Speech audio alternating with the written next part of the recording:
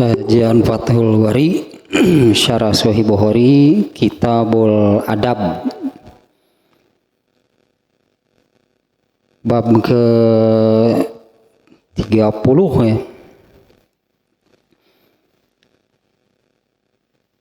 Ya itu bab Allah ini dipindah ke babun la tahkironna jarotun li jarotiha. Masih sekitar beberapa babnya, mulai dari bab 29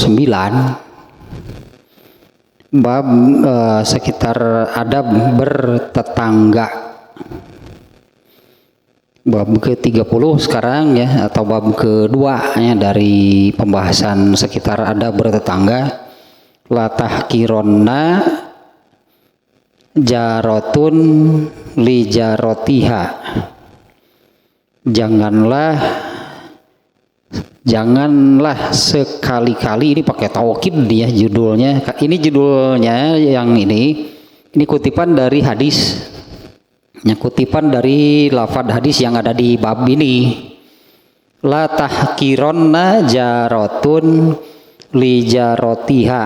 Janganlah sekali-kali ya seorang tetangga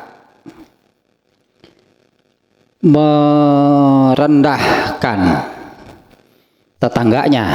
Jarotun li jarotiha, satu tetangga terhadap tetangganya.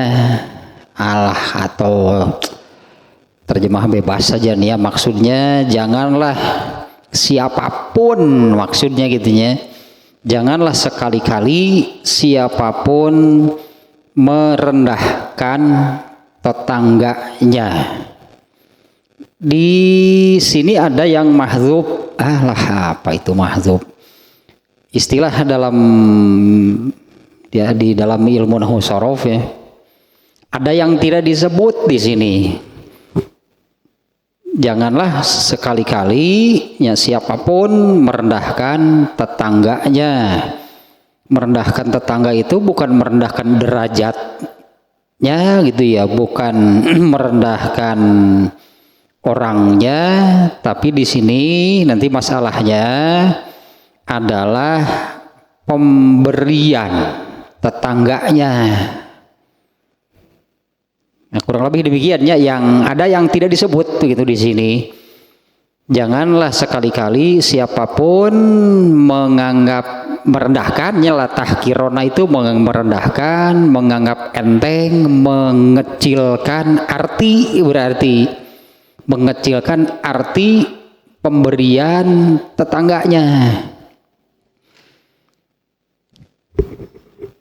Hadisnya lah, kita langsung ke hadisnya dulu nih ya, biar kelihatan nih ya. An Abi Hurairah radhiyallahu anhu qala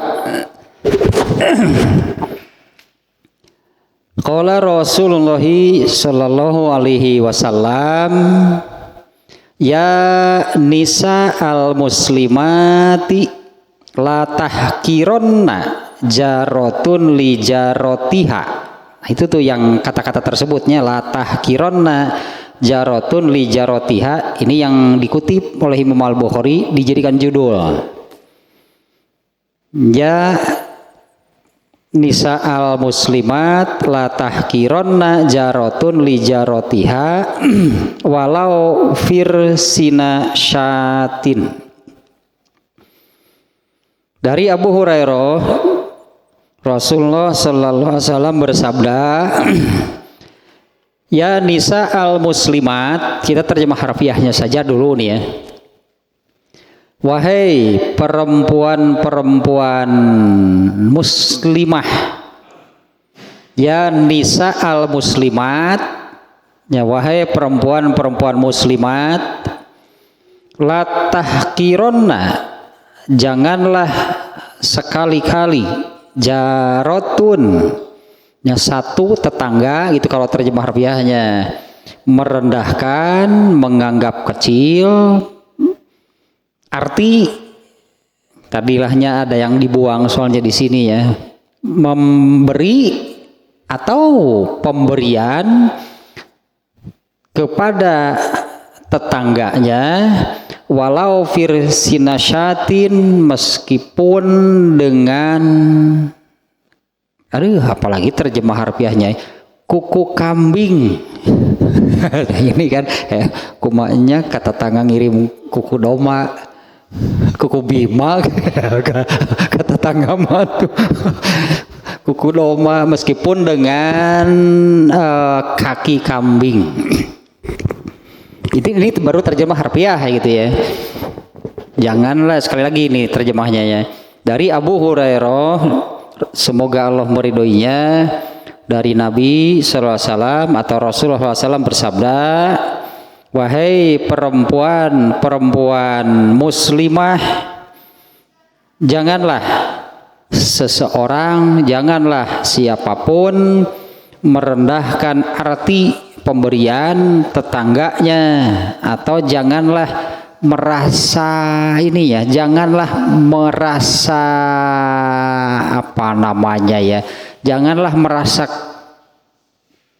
jangan berkecil hati untuk memberi tetangganya, meskipun memberinya itu hanya sekedar memberi kuku kambing.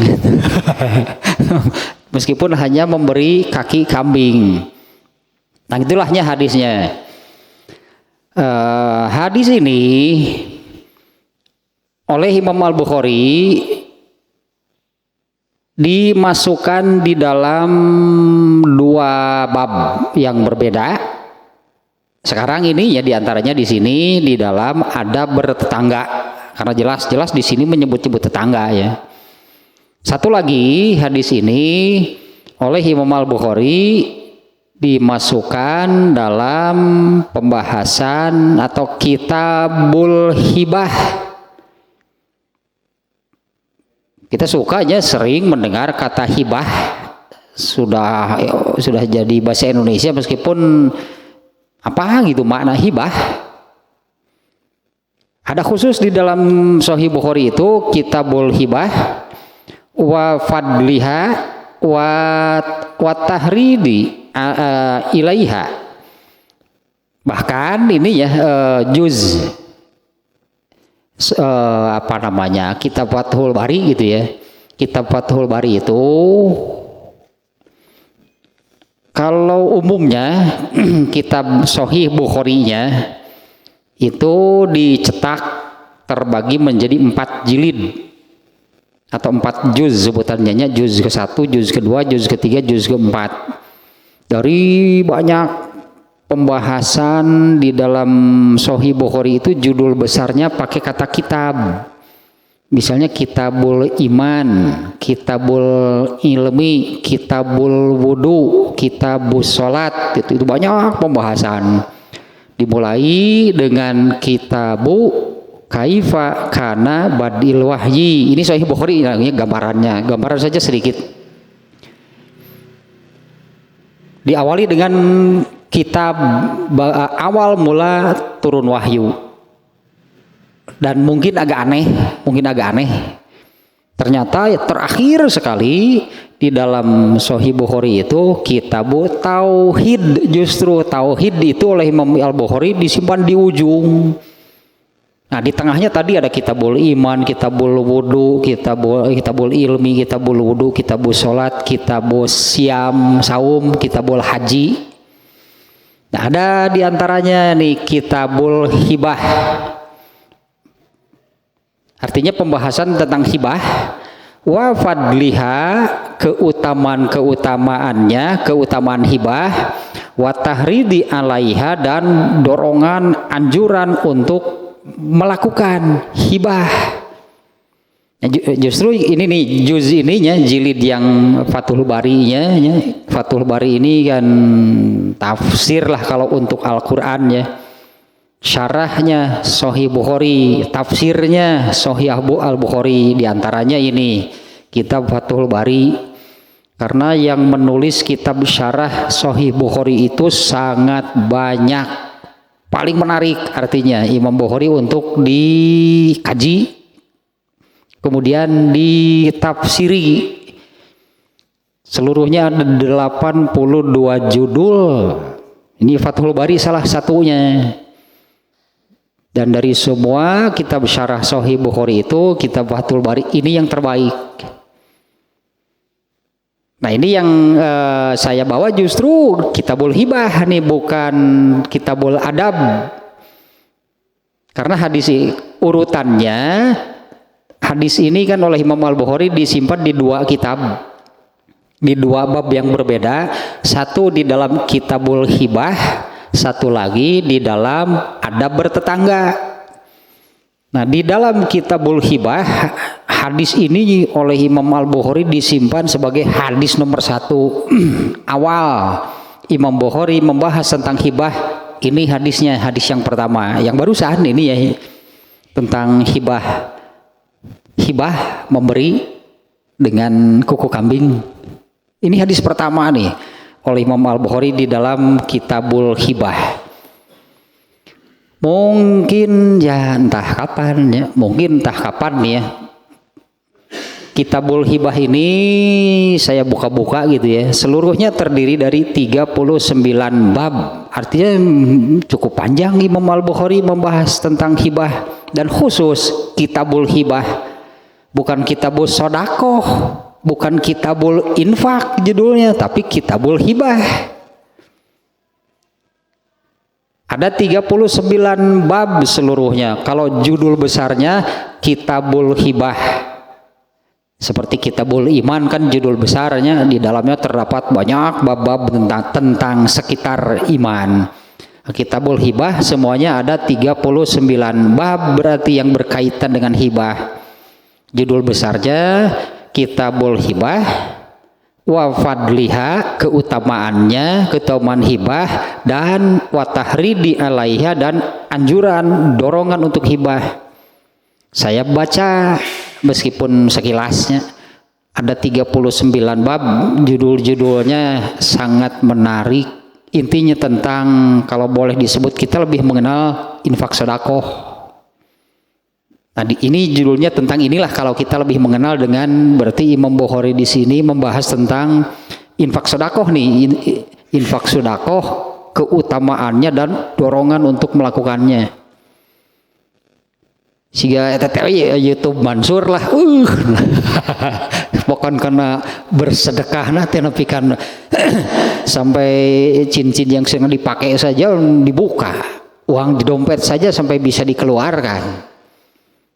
Ngan dibawa ke manehna eta ribu nanti ngan dibawa we tuluy ke manehna, nu datang make motor pan nepi ka titah leumpang balik teh geus sedekahkeun eta mah motor mah no pika kitu di kamanakeun dibawa ke manehna tuluy we ka showroom ka tukang eta motor bekas.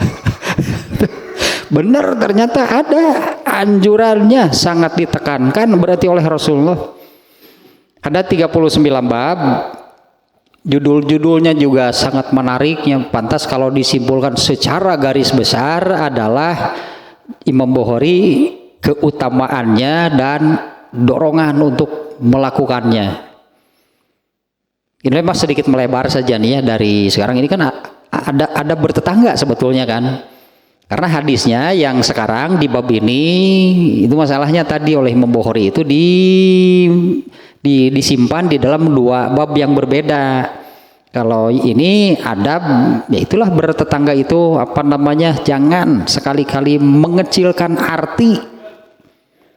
Apakah memberi atau menerima pemberian sama. Jangan sekali-kali mengecilkan arti memberi atau menerima pemberian tetangga. Ini kan adabnya itu ya. Jadi kalau mau memberi kepada tetangga, jangan merek tegen sakieu ulah itulah tetangga mah, meskipun harus tahu diri. Meskipun harus tahu diri, nanti orang juga menilai. Tetapnya itu harus ini disebut nanti bahasa nanti nya lamun barang bare teh ulah nepikeun ka nu narima teh kapaksa eta ge bari peureum narima tak ulah nepikeun. Maka maksudnya ini malah terkesan merendahkan, menyakiti, jadinya itu tetap harus dijaga.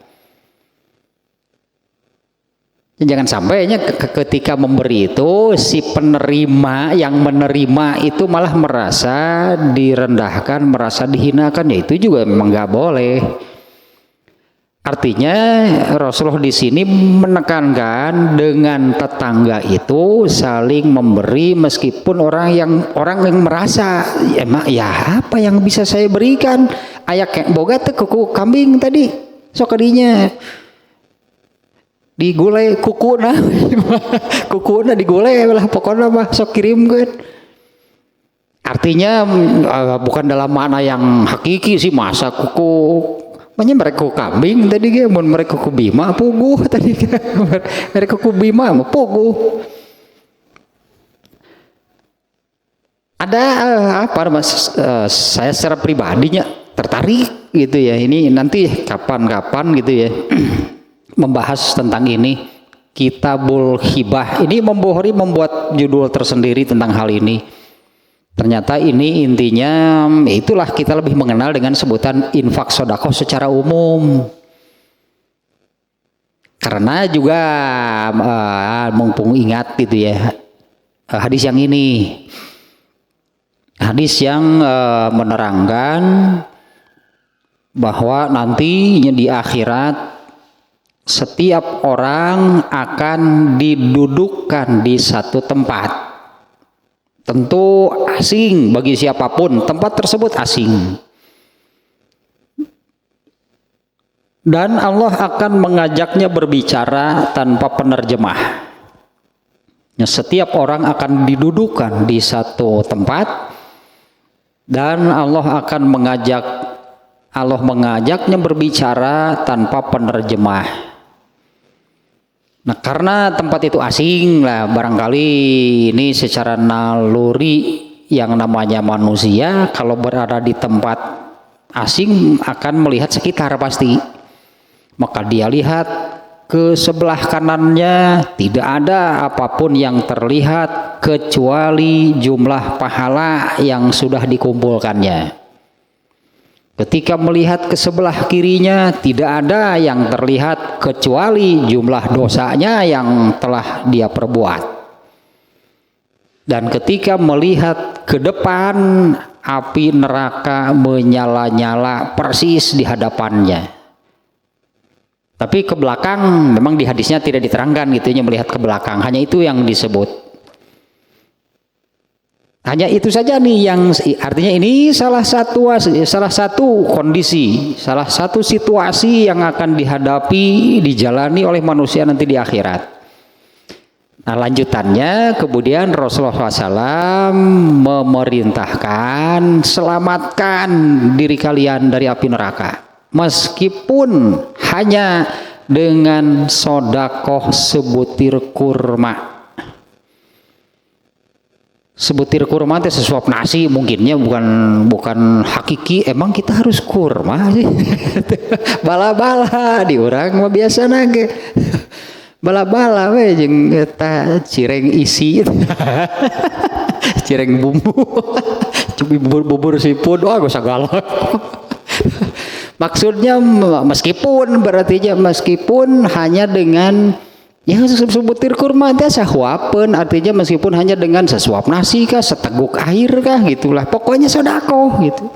Selamatkanlah diri kalian dari api neraka meskipun hanya dengan sedekah.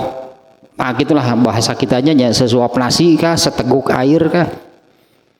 Atau kalau tidak ada, menyelamatkan diri dari api neraka itu dengan bicaralah yang baik. Selamatkanlah diri kalian dengan sodakoh meskipun hanya sebutin kurma, atau kalau tidak bisa, memang benar-benar tidak bisa sodakoh, bicaralah yang baik. Berarti benar nih ya kalau Imam Bukhari sampai membuat judul seperti ini, Kitabul Hibah.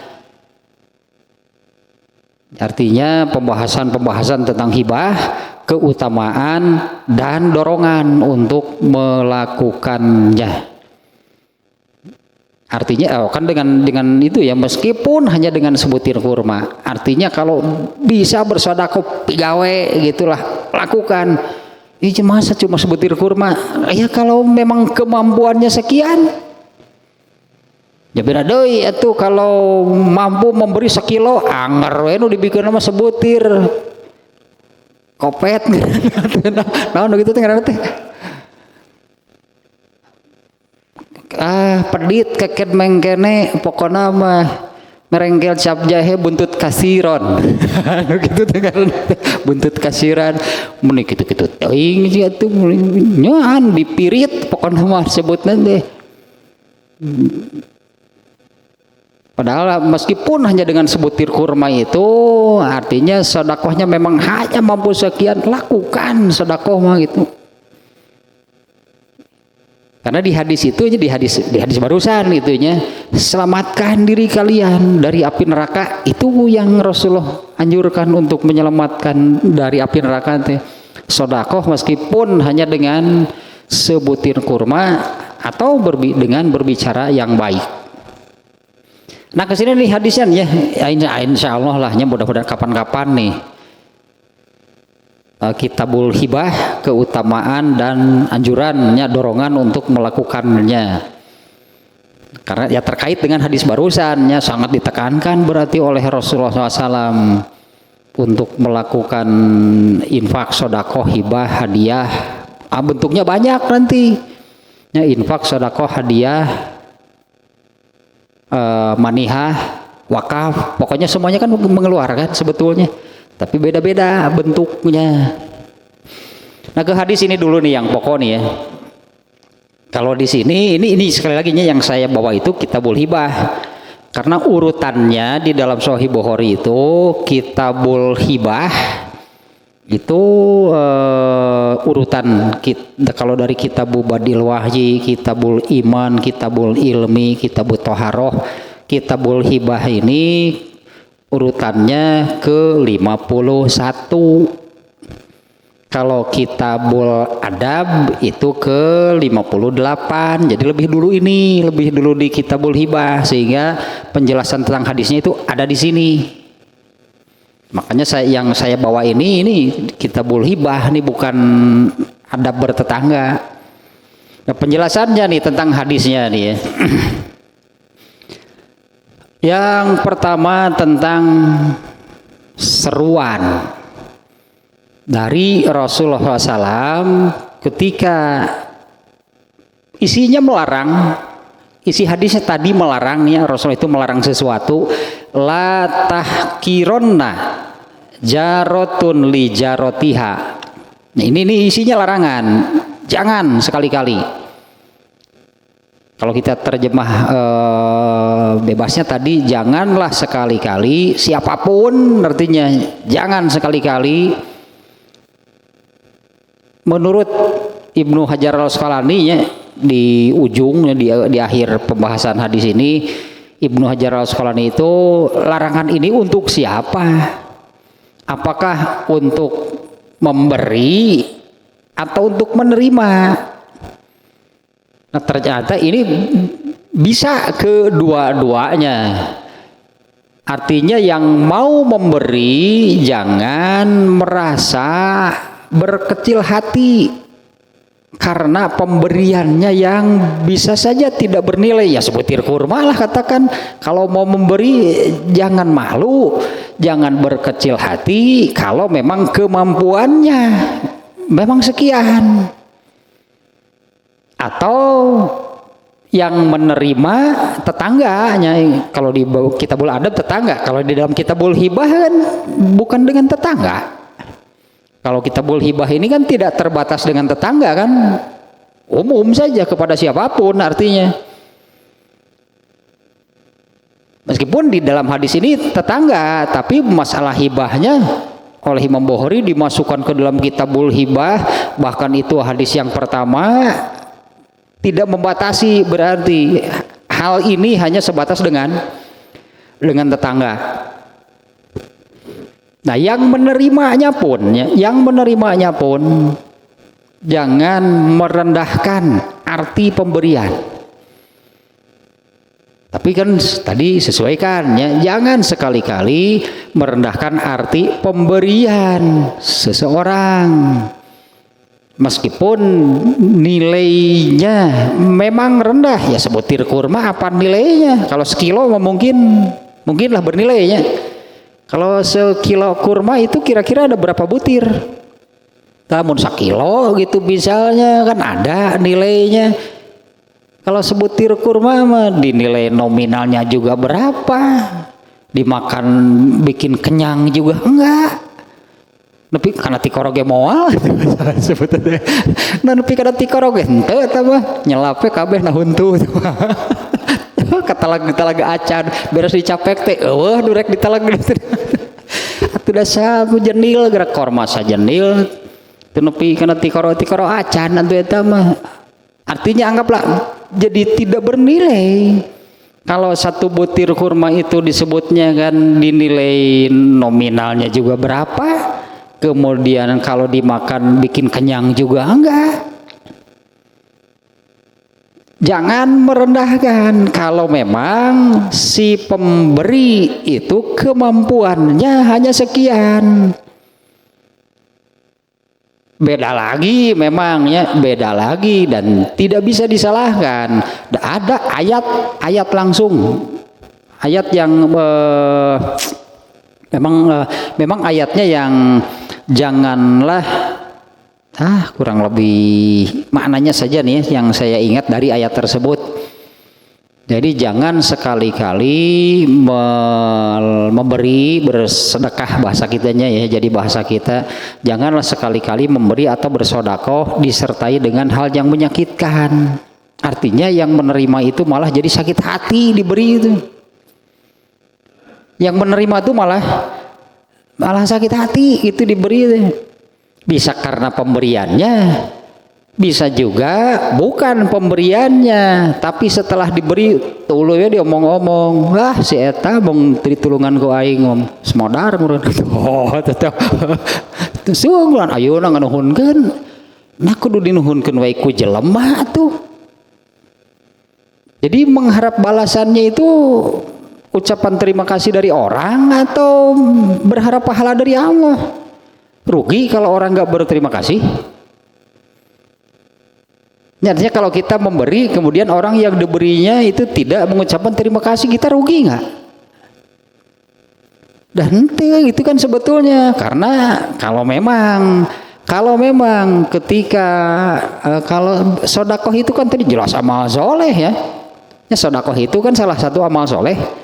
Bahkan tadi kan Rasulullah memerintahkan bebaskan diri kamu, selamatkan diri kamu dari api neraka itu dengan sodakoh. Artinya amal soleh.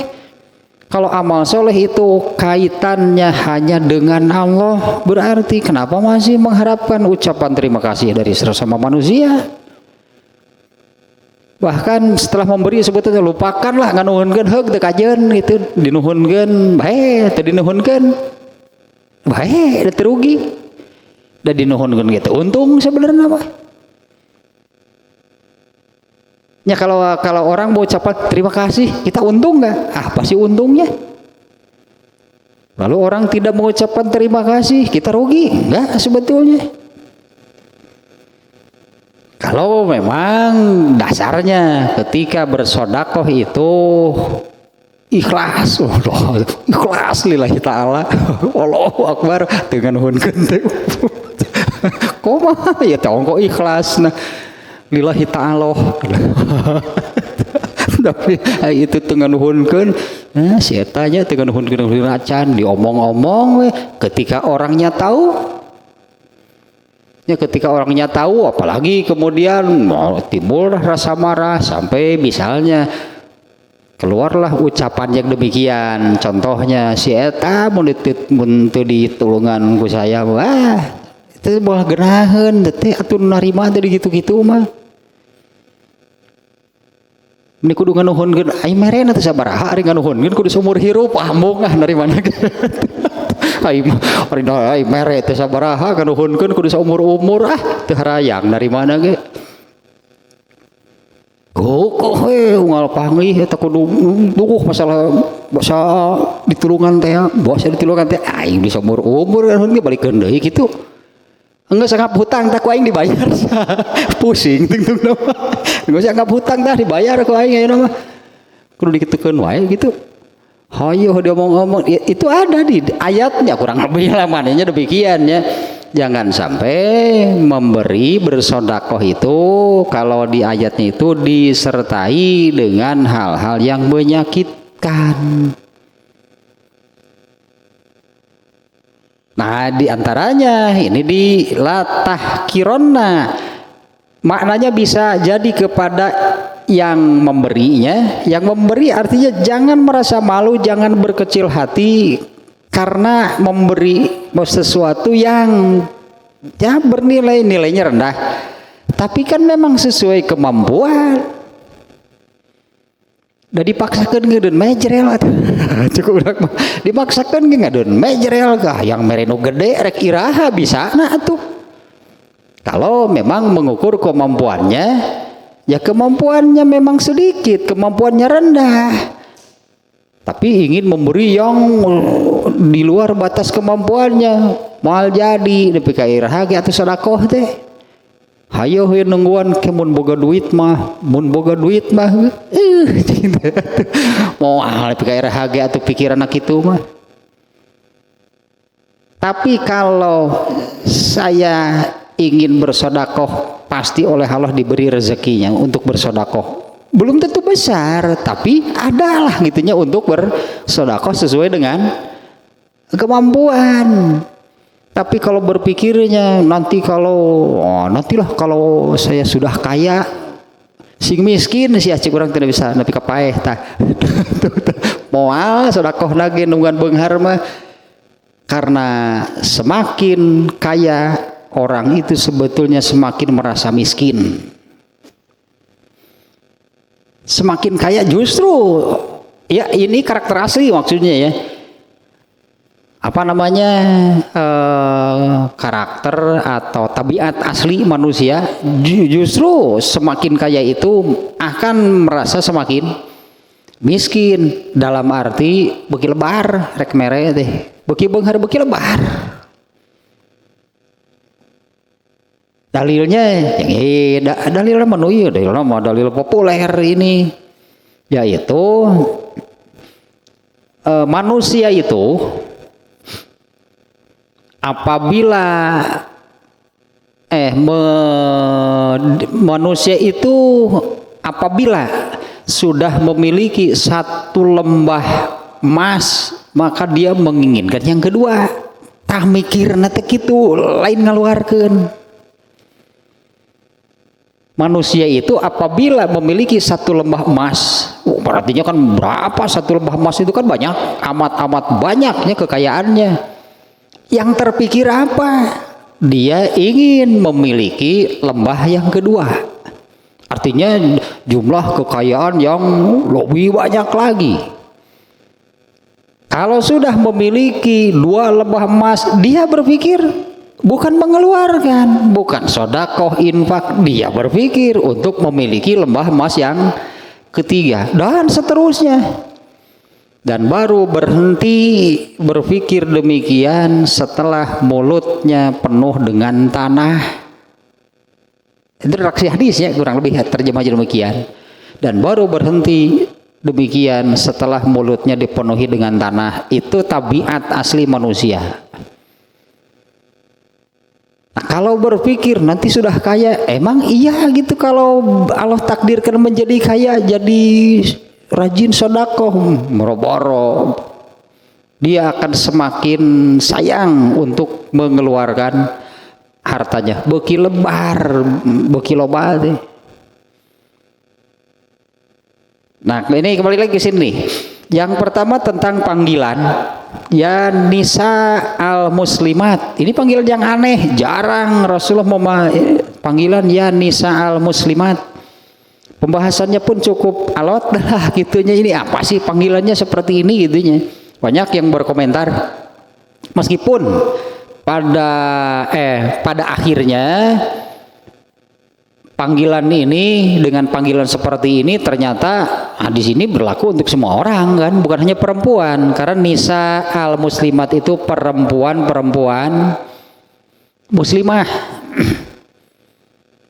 Meskipun hadis ini yaitu tentang jangan sekali-kali merendahkan diri, artinya untuk memberi, merasa tidak pantas untuk memberi karena yang akan diberikannya itu bernilai rendah, atau yang menerima pun tadinya maknanya bisa juga yang menerima jangan sekali-kali merendahkan nilai pemberian orang lain. Tapi di sini panggilannya nisa al muslimat. Dari sekian banyak yang pembahasan tentang panggilan ini, diantaranya ada beberapa ulama yang membahas dengan ininya segala nih, tata bahasanya, nahwu sorofnya. Lieur dibaca dibahas eta nama tadi dia sebut mahdzub kan teu apal. Sudah dibahas eta nama. Ini saja nih maknanya jadi begini.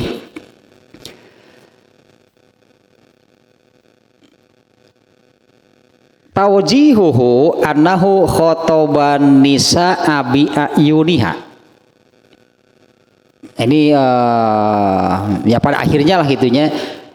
Memang di hadis ini Rasulullah ini yang dipanggil itu nisa, itu wanita.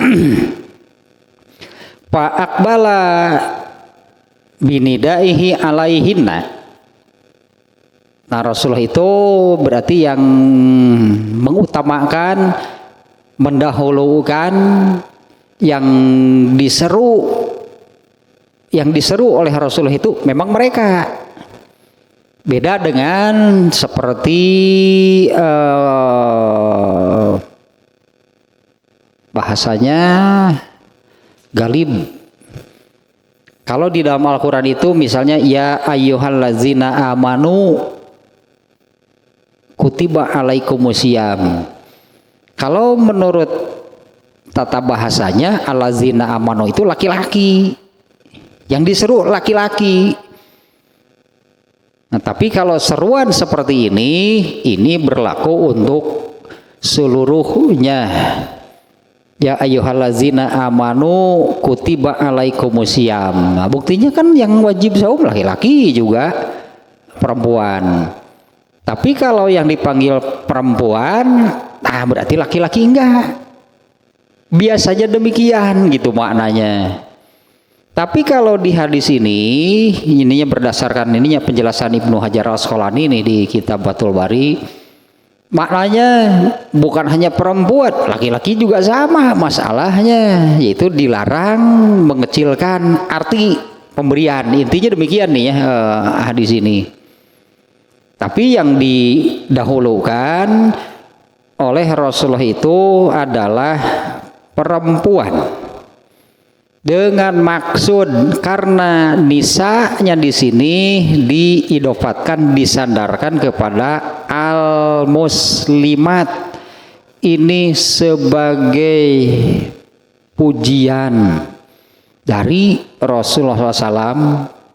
Kalau kita merujuk nih ya, ini di sini tersirat itu makna pujian bagi perempuan yang beragama Islam. Secara umum beragama Islam saja dulu nih ya, perempuan yang beragama Islam. Nah, ini merujuk kepada hadis yang ini. Kejadiannya diantaranya waktu Rasulullah melihat neraka. Kejadiannya Rasulullah melihat neraka itu divisualkan oleh Allah ketika beliau sholat gerhana. Tapi Rasulullah betul-betul dibawa masuk ke dalam neraka yang sesungguhnya itu ketika Isra Mi'raj. Rasulullah benar itu dibawa ke neraka yang sesungguhnya. Meskipun ya di dalam neraka tersebut belum kejadian yang sesungguhnya. Ketika melihat neraka, Rasulullah mengatakan, aku melihat kebanyakan penghuninya perempuan. Ketika melihat surga, aku melihat sebuah istana, di dalamnya ada, di samping istana, bukan di dalam istananya ya, di samping istana itu ada seorang perempuan yang sedang wudhu. Kemudian Rasul ditanya, itu istana untuk siapa? Itu untuk Umar bin Khattab. Yang Rasulullah itu waktu Isra Mi'raj dibawa asli, berarti ini dibawa masuk ke surga, dibawa masuk ke neraka. Hadis ini menunjukkan surga neraka sudah ada. Karena surga yang nanti manusia akan masuk neraka, yang nanti manusia akan masuk ke dalamnya. Kalau surganya lah katakannya, itu dulu surga yang Nabi Adam itu kan dulu ditempatkan di surga. Jadi situ berarti ada surga hari ini, ada, hanya belum saatnya. Nah, merujuk ke hadis tersebut, luar biasa berarti ini ya. Luar biasa gitu kalau perempuan itu beragama Islam. Jadi kecenderungan lebih besar untuk kafir itu ada di perempuan. Ya, kecenderungan lebih besarnya untuk menjadi kafir itu ada di perempuan. Ini dari panggilan ini ya, mengandung atau tersirat di dalamnya gitu makna ya nisa'al muslimat, ini tersirat pujian gitu untuk perempuan muslimah atau yang beragama Islam. Nah, karena ya tadilah kebanyakan penghuni neraka itu perempuan.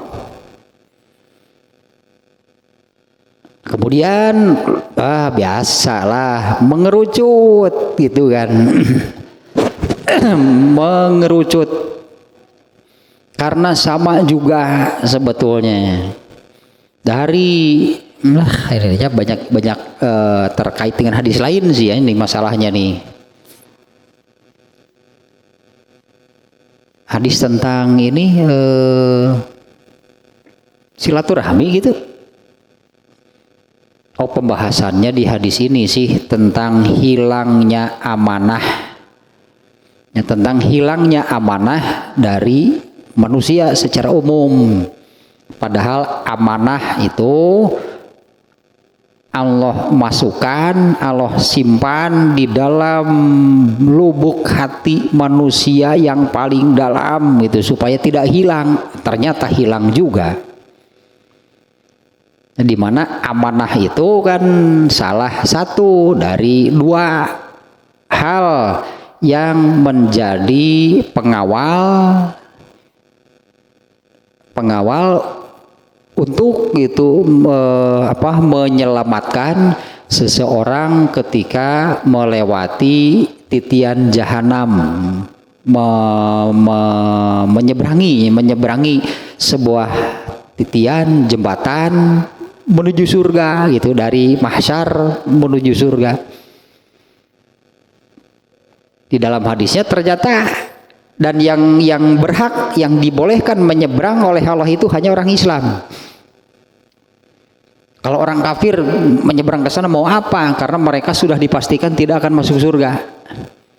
Nah, ternyata orang Islam ini juga ada yang tidak sampai ke seberang, jatuh di jalan dan masuk neraka. Berarti masuk nerakanya tanpa hisab, padahal mereka orang Islam. Nah, artinya saya begini ya, luar biasa sebetulnya perempuan yang beragama Islam. Tapi mengerucut lagi sampai kepada yang paling luar biasa adalah perempuan-perempuan yang benar-benar taat gitu. Bukan hanya sekedar beragama Islam, tapi yang benar-benar taat kepada Allah. Apalagi sampai menjadi perempuan yang masuk surga tanpa hisab. Entah ada, entah enggak. Entah ada, entah enggak ya kalau yang demikian. Ya ada saja pasti, sebetulnya pasti ada saja.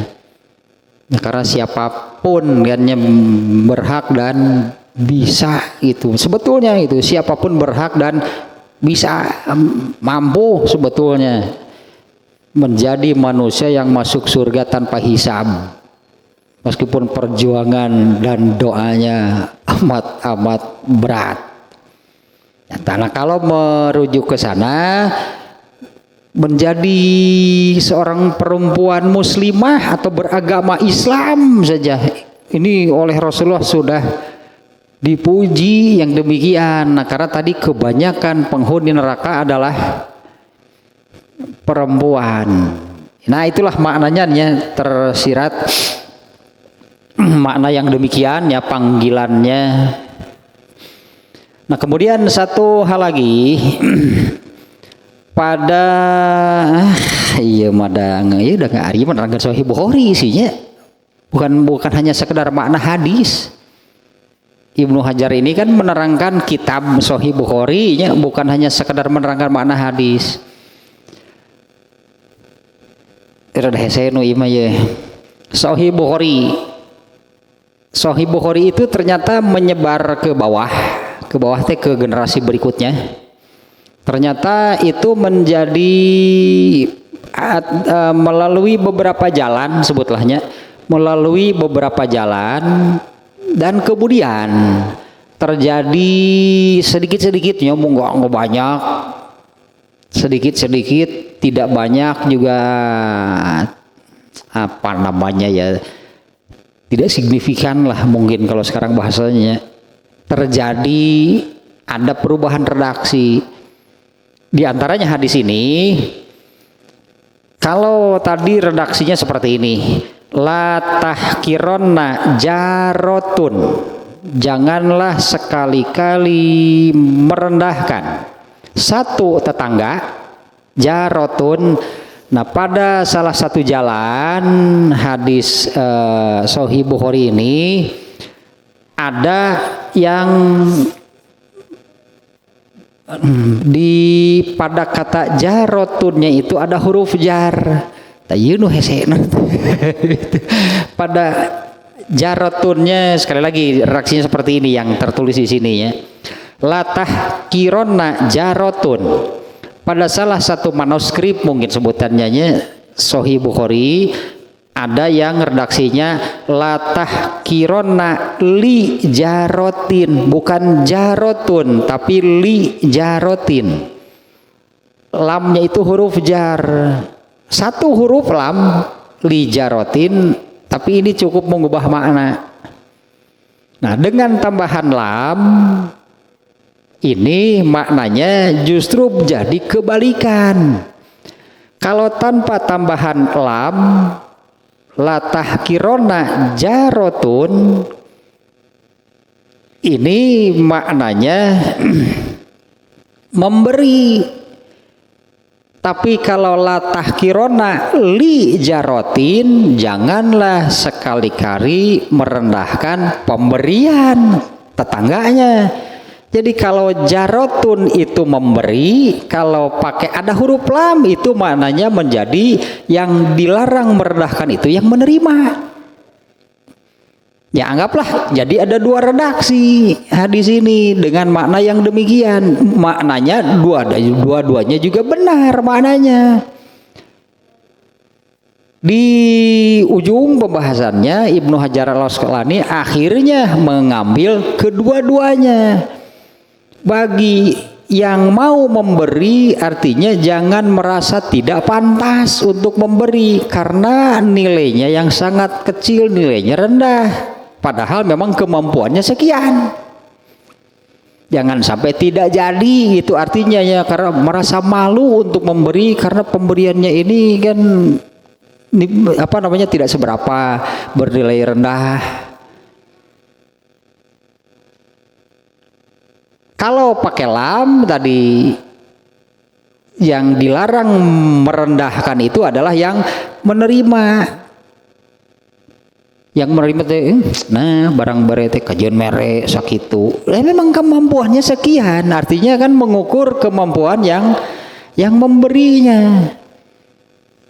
Bahkan tadi kan dengan sebutir kurma saja gitu, ya lakukanlah kalau memang kemampuannya sekian.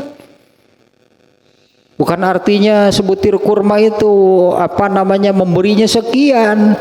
Entah memaknainya entah memaknainya. Kalau terbiasa memahami itu hanya apa yang tertulis, mantuk bahasa istilah usul fikihnya, memahami hadis berdasarkan mantuknya, redaksinya semata, tekstual, eksplisit.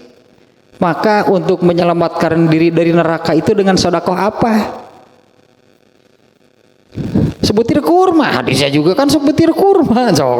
Apa mau demikian? Padahal mampu untuk memberi satu truk. Nah, dasar karung gak sanggup parete. Cek hadisnya gak sebutir kurma menyelamatkan diri dari neraka mah. Degungkeun wae gitu. Ya cik atuh. Memahami hadis teh kumaha, artinya dengan sedekah sesuai kemampuannya, meskipun kemampuannya hanya sebutir kurma. Artinya jangan tidak jadi, jangan merasa rendah diri, jangan merasa malu untuk sedekah meskipun hanya sebutir kurma. Ya kalau kemampuannya memang sekian. Nah, itu catatannya dari kitab Fathul Bari di Ibnu Hajar Al-Asqalani. Ternyata memang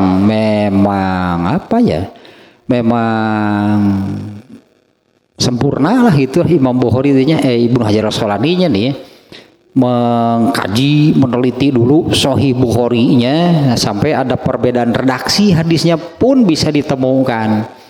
Pada salah satu jalan Sahih Imam Bukhari ini ke generasi berikutnya ternyata ada, yaitu pada jalan yang melalui Abu Dzar namanya, bukan sahabat nih, ini generasi setelah Bukhari-nya. Pada redaksi yang melalui Abu Dzar, redaksinya bukan latah kirona jarotun tapi latah kirona li jarotin. Lam ini justru dengan adanya lam maknanya jadi kebalikan. Kalau tanpa lam yang dilarang merendahkan itu adalah yang memberi, dengan makna merasa rendah, merasa malu untuk memberi karena nilainya yang tidak seberapa. Tapi kalau pakai lam yang dilarang merendahkan itu yang menerima. Iya, bahasa Arab oleh satu huruf saja maknanya jadi berubah.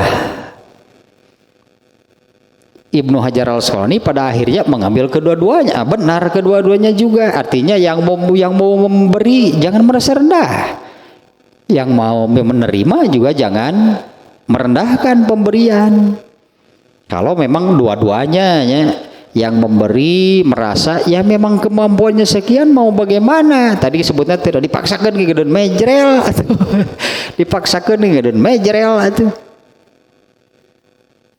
Dan yang menerimanya jangan merendahkan pemberian kalau memang pemberiannya itu sesuai dengan kemampuan yang memberi. Nah, kemudian catatan berikutnya makna firsina syatin, kuku kambing. Apa sih maknanya? Masa sih makna hakiki kuku kambing, makna harfiah, makna sesungguhnya. Masa iya kaki kambing kaki kuku masa iya gitu kan memberi sedekahnya, hibahnya kuku kambing. Kalau mana asalnya firsina satin itu adalah azimun mana asal maknanya adalah azimun qalilul lahmi. Ini Ibnu Hajar Al-Asqalani memaknainya demikian nih. Azimun qalilul lahmi, wadahnya besar, dagingnya sedikit. Kaki kambing artinya digulai kan? gitu. Atau sop kaki kambing ya mah hoyah kieu wae aya buka keneh gitu. Sop kaki kambing hoyah begini aduh. Airnya banyak artinya wadahnya besar gitu, airnya banyak ternyata isinya dagingnya katakanlah cuma sedikit. Lebih ke judul lagi sayur kejar-kejaran nah sugan mah dikocek teh di udah gampang banget nu kasiuk teu benang-benang di udah kita dagingna ya teh da paling dagingna mah ganti jenil teh caina pinu wadahna gede caina pinu ari dagingna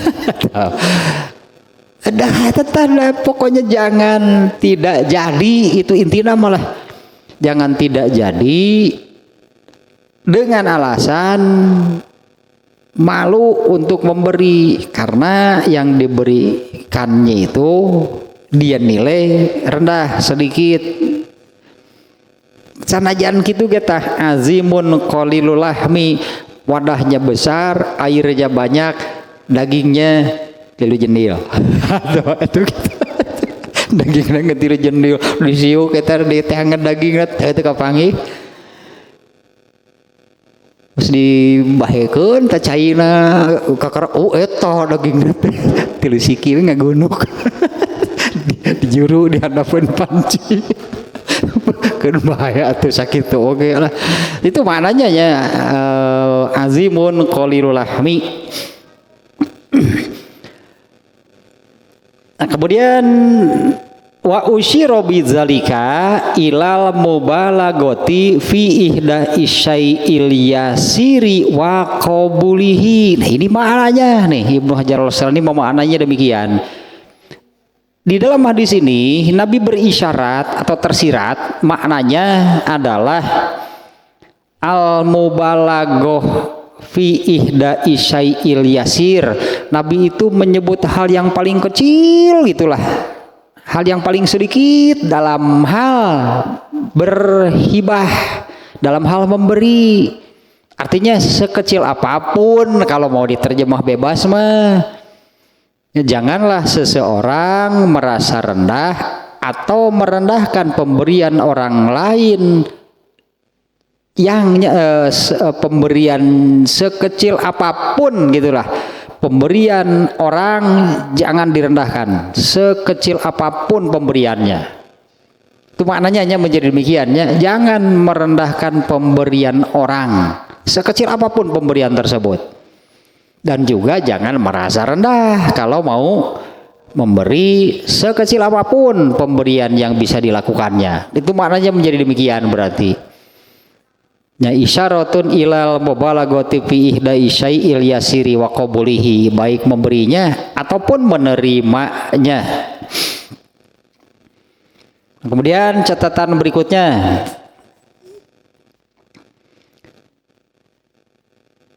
dari sini nih ya sebentar nih. Jadi latumna'u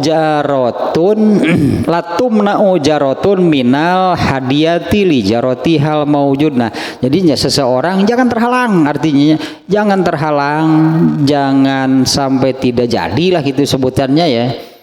Bagi seorang tetangga gitu untuk memberi sesuatu kepada tetangganya sekecil apapun pemberian tersebut.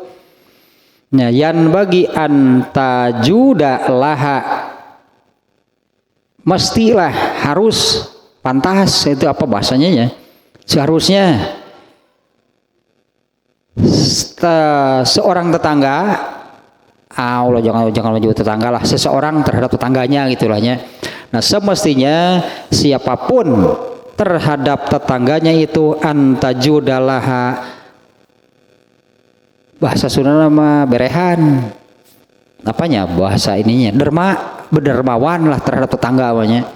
Nah semestinya seharusnya ya siapapun dermawan terhadap tetangganya bima tayassaro dengan apa yang memang dia mampu atau sesuai dengan kemampuannya. Ya hendaklah gitunya seharusnya semestinya seseorang itu dermawan terhadap tetangganya sesuai dengan kemampuannya, wa in kana qalilan, ya meskipun itu sedikit, fahuwa khairun minal adami, pemberian yang sedikit yang rendah itu lebih baik daripada tidak sama sekali. Di mata Allah justru tinggi, berarti kan nilainya di mata Allah tinggi nilainya, bukan dinilai nominalnya, bukan dinilai kecil rendah pemberiannya, tapi dengan pemberian sekecil itu karena memang sesuai kemampuannya dia melakukan, itu yang nilainya tinggi di mata Allah. Coba sekali lagi nih ya, di mata Allah nilainya tinggi karena dengan kemampuannya yang memang sekiannya, yang mampu diberikannya pun kan sangat kecil, sangat rendah, tapi dilakukan. Itu kan bernilai, itu besar kan di mata Allah. Karena nilai suatu pemberian bukan dari nominal. Nah contohnya beginilah. Kalau ya ini hanya sekedar contoh sih ya. Kalau seseorang punya uang 10.000 lalu diberikan 1.000, yang diberikannya 1.000, nominalnya 1.000. Si A misalnya punya uang 10.000, dia memberikannya 1.000. Kemudian si B dia punya 1.000.000, dia memberi 10.000. Dua saja nih ya, yang ketiga keempat lah itunya. Dua orang ini saja coba kalau lihat nominalnya, si A yang dikeluarkannya berapa, yang dihibahnya bahasa nanti ternyata lebih umum, yang dihibahkannya 1.000. Kalau si B yang dihibahkannya 10.000, tapi kan si A ini 1.000 dari 10.000, 1/10 kan. Kalau si B 10.000 dari 1 juta, ini seperberapa? 1/100. Ya 10.000 dari 1 juta. Kalau 100.000 dari 1 juta kan 10 1/10. 10.000 dari 1 juta kan 1/100. 1/10 dengan 1/100 besar mana? Nah itulah nilai hibahnya, bukan dari nominalnya. Yang bukan dari nominalnya, sesuai dengan kemampuannya. Orang yang punya 10.000 diberikan 10.000, heap atau isuk gitu mah. Dia yang dia punya diberikan seluruhnya, lalu besoknya dia minta-minta, masa harus jadi begitu? Ya besoknya dia minta-minta karena saya kan sudah nggak punya apa-apa, bersedekah. Itu bunuh diri namanya, nggak dilarang kalau demikian. Nah ini yang disebut sesuai kemampuan, pahalanya lebih besar yang mengeluarkan 1.000 dari 10.000 dibandingkan dengan yang 10.000 dari 1 juta. Makanya jangan menilai nominal sebut itunya, jangan dinilai dari nominalnya. Yang dinilai oleh Allah itu sesuai dengan kemampuannya, nilai pemberiannya itu sesuai dengan kemampuannya. Nah kalau ada orang yang punya 1 miliar lalu dia hibah 10.000, bingung itu kumaha meureun eta tidak sesuai kemampuan. Tidak sesuai kemampuan kan kalau dari orang punya uang 1 miliar lalu hibahnya hanya 10.000. Malaikat teh horea mau nulis nage 10.000. Oh malaikat berusuh banget, iya jelema boga duit loba ieu 1 miliar.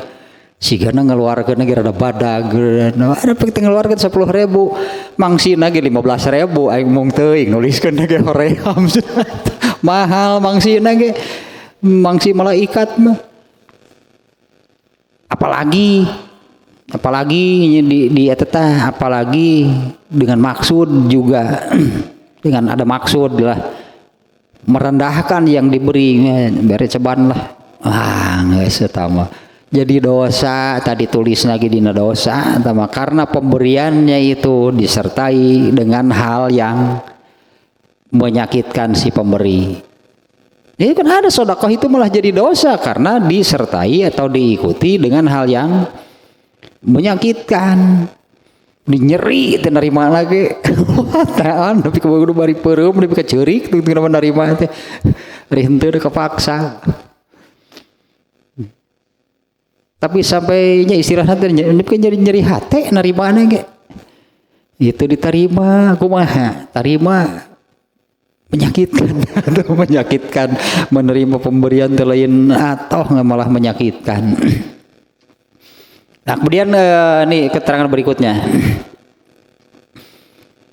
Nah yang tadinya yang terakhir sampai di sana tadi hendaklah atau semestinya setiap orang itu dermawan terhadap tetangganya ya. Kalau sekarang kalau karena Imam Bukhari kan menempatkan hadis ini dalam bab adab bertetangga ya, terhadap dermawan terhadap tetangganya dengan sesuai dengan kemampuannya meskipun itu sangat rendah, sangat kecil, sedikit.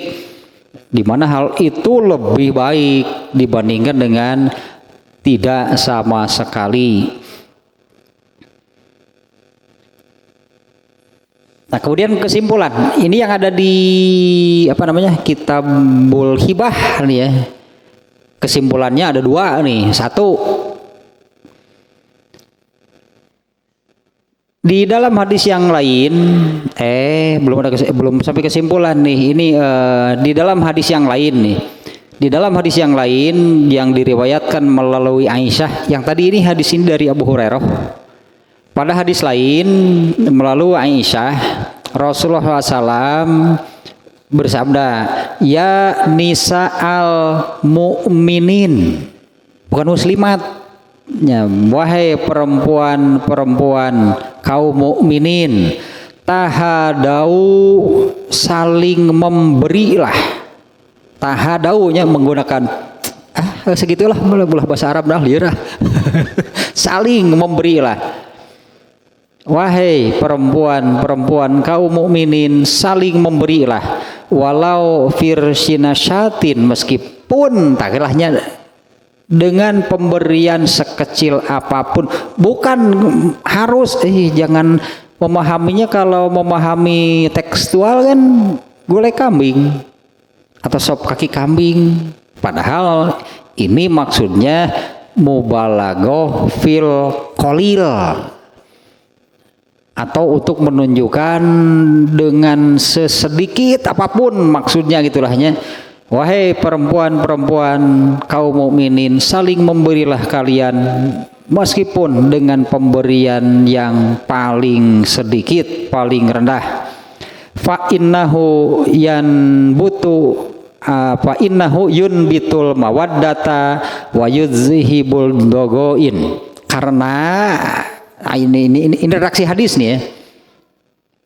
Karena dengan demikian, dengan saling memberi itu akan menumbuhkan rasa saling mencintai, mengasihi, menyayangi. Makanya ini ya secara umum bukan hanya dengan tetangga, tapi dengan semua orang lah intinya. Saling memberilah kalian, karena hal itu akan menumbuhkan saling mengasihi, saling menyayangi, dan menghilangkan kebencian, dengki, dan dendam. Ini redaksi hadis nih barusan. Nah kemudian ada dua kesimpulan dari hadis ini. Yang pertama, al-haddu ala tahadi, dorongan dari Rasulullah SAW tentunya, dorongan untuk saling memberi. Walau bil yasiri, meskipun dengan pemberian yang rendah sedikit, terkesan tak bernilai gitu ya. Li'annal kasiro qad la yatayassaru kulla waktin. Karena kalau pemberian yang banyak, yang besar, itu susah untuk dilakukan setiap waktu atau untuk sering dilakukan. Ya kalau jadi maksudnya kalau menunggu-nunggu ingin memberi itu, ingin memberi yang besar, rek iraha atau gitu, lillah. Turek iraha mereka yang gede teh tapi 2 tahun sekali ai kurpae itu direkan sekali sedekah teh nya 2 tahun gitu tapi gede sih tapi kan nungguanana untung lamun nepi kumaha mun 1 tahun setengah keburu meninggal moal jadi beureun sedekahna atuh ya karena maka ini nih kesimpulan pertama nih ya, dorongan untuk saling memberi walau bil yasir meskipun dengan pemberian yang sedikit li anal kasira qad la yatayasaru karena kalau pemberian yang banyak yang besar ya susah. Kulla waktin untuk dilakukan sering. Ya untuk sering-sering dilakukan meninggi nu leutik tapi minang ya komo beri gede beri minang oh itu hebat pisan ya komo beri gede mah gitu ya minang ya kan yang penting itu adalah seringnya berarti supaya bisa demikian jangan nunggu kalau memberi itu ingin memberi yang banyak ingin memberi yang besar dan nu penting mah jiwa sebut nanti lah jiwa sedekahnya muncul kan kalau jiwa sedekahnya sudah muncul pasti keinginan sedekahnya keinginan berhibahnya itu besar ya sesuailah kemampuannya ya mudah-mudahan Allah memberinya rezeki katakanlahnya mudah-mudahan Allah memberinya rezeki yang besar untuk bisa memberi banyak bisi nungguan eta tuh ente apa enggak akan bersedekah sama sekali itu kalau karena ingin yang besar tapi kan ente wae ente deui ente wae ente deui ente wae karena li'anal kasira qad la yatayasaru ini kalau menunggu yang besar ini ya memang sulit perang kudu jadi konglomerat heula nyiraha jadi konglomerat nege padahal banyak sekali itunya berarti banyak sekali kesempatan untuk hibah untuk infak sedekah itu yang kecil-kecil yang bisa dilakukan lebih sering beramal artinya lebih sering bersedekah wa iza tawassalal yasiru sorokasiron nah kalau yang kecil-kecil ini sering dilakukan setelah kalau dikumpulkan ternyata kan besar kan ya ternyata banyak kan kalau sering gitu kan biasa eta teh berenang paribasa sedikit demi sedikit lama-lama tah hari gitu menungguan bukit iraha panggihna ge tapi kalau sering tapi ternyata setelah terkumpul bisa jadi lebih besar dari bukit karena tadi kan setiap kali memberi meskipun nominalnya nilainya kecil tapi dilakukan itu besar nilainya di mata Allah dibandingkan dengan yang menunggu ingin memberi sekaligus yang besar bisa jadi sampai meninggal gak kesampaian ya akhirnya kan tidak sama sekali kalau demikian kalau yang kecil-kecil ini sering dilakukan karena jumlahnya yang jadi banyak maka ini bisa menjadi lebih besar tadilah kalau sedikit demi sedikit lama-lama menjadi bukit ini bisa lebih besar dari bukit bukan mah setinggi gunung Himalaya lah yang nanti jauh atau dengan bukit berbunga mah itu letik itu setinggi gunung Himalaya jadi namanya. Kemudian yang kedua, sekali lagi di kesimpulan pertama sihnya ini Ibnu Hajar Al-Asqalani menyimpulkan satu dorongan untuk melakukan untuk saling memberi meskipun pemberian yang sedikit, pemberian yang kecil, pemberian yang sederhana karena kalau menunggu memberi yang banyak ya seringkali gitulah. Seringkali itu tidak mudah untuk bisa dilakukan setiap saat atau bisa dilakukan sering untuk bisa sering dilakukan. Apabila terus menerus yang kecil itu secara kontinu dilakukan pada akhirnya akan menjadi banyak dan besar. Kemudian kesimpulan kedua, istihbabul mawaddati wa isqati takalluf.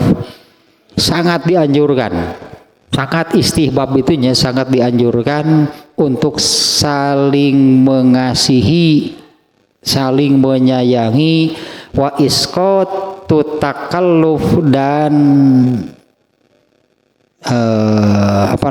isqatu takalluf teh memaksakan diri. Meskipun dalam sedekah nih ya,